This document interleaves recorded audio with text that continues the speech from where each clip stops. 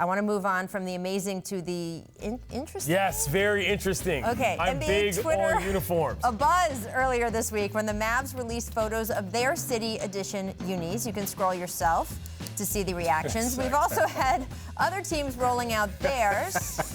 Stop. And we'll start to see on the coming weeks. Not shown in there were the Bulls, which are also that very interesting blue color. I read this morning it's supposed to be a reflection of the lakes. And then the Cream City jerseys from Milwaukee. All that. We'll get to all that. So, Clinton, please, you are a fashion guru. Please rank your top 5. Okay, look, number 5. Let's get to it. It's the Houston Rockets. I call Houston the most American city in America for a lot of different reasons, but I like the way that they've melded their look, which has been very simple for a long time, and they made something kind of tight with it. You know what I'm saying? I like it. H-Town represents everything that Houston is, from everything else to, to sports as well. All right, number 4, we got the Milwaukee Bucks. This was a big talk during the break because people can't seem to handle the words Cream City on the same jersey. But the problem here, the reason why this isn't higher, not enough production value for me, guys. I need more outline. I need more detail on that jersey. Do you know why Milwaukee is supposedly called that? It's because of the bricks or something. Yes, that's not something. That's what it is. Yeah.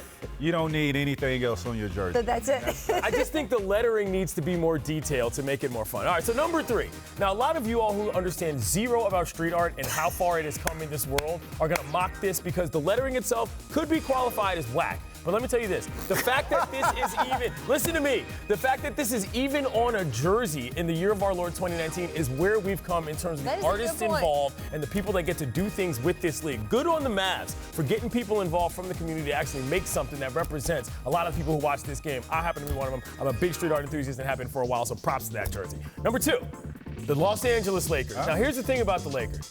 They got a classic look, Rachel. It's hard to really deviate on that without going all the way to the far side and not messing it up. I think they did a pretty good job. See, this is close enough to their real look that when I first saw this, I thought it was a knockoff. Right. Yeah. Right? I agree. That's why it's kind of good. 3 stars on the side. Number 1, obviously, gorgeous. The Denver Nuggets. I'm with you on this one. This is pure class. The shorts are tremendous. The jersey is tremendous. It's busy, but it's also active, which is what you want to try to do. And the Nuggets do jerseys well. They've been had great unis for the last 5 or 6 years, so the Nuggets are number 1 on this list. Yeah. That's it. Cream City and Sacktown. Come on. What?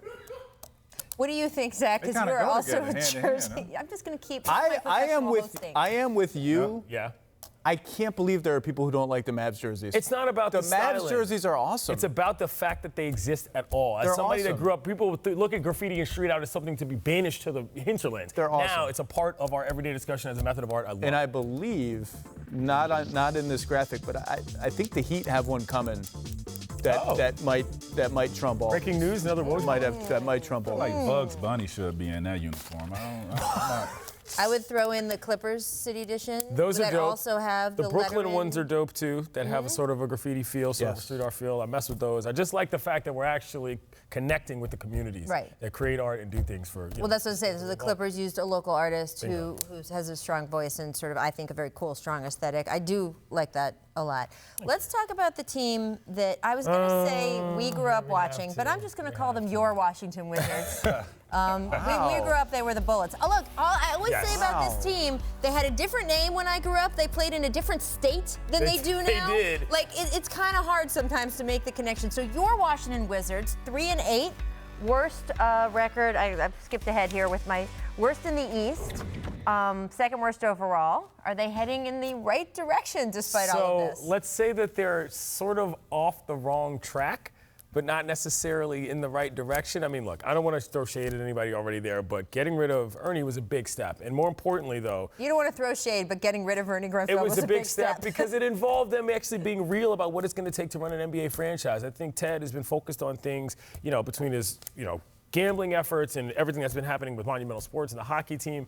I think he thought that it was going to be a little bit easier to run an NBA franchise than it was. And he's got problems with injuries with John Wall. He's got all sorts of issues with popularity. I think if he just finally gets out of the way a little bit and lets some basketball people run a basketball team, there's enough good minds in America, it can happen. But he's got to take a huge step back. Talking about having pressure on your franchise. I mean, you got the Washington Capitals that won. Yep. Right? The Mystics just won. Yep. And the Nationals. Yep.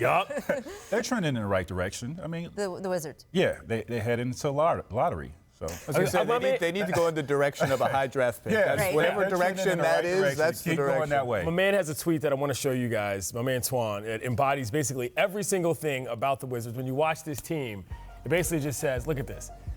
It really sucks to watch basketball knowing that your team gave away Kelly Oubre for nothing. This is basically where we are watching Wizards games. You're thinking, oh my God, we had good players. Oh, they're gone. Oh well. You could stick so many people's names in there, though. Oh yeah, that's why it's appropriate. It's like the Wizards complaint generator. Twan, shouts for that. There you go. I am curious to see if the front office change is going to yield something. Of course, you want to give everyone runway to show what they can do. Tommy Shepard had been involved in that organization for a very, very long time. I'm not really sure what so track. You can't say for sure it is going to be a huge direction change, but he came in saying, I have a lot of different ideas than my predecessor, even though I was the assistant to him.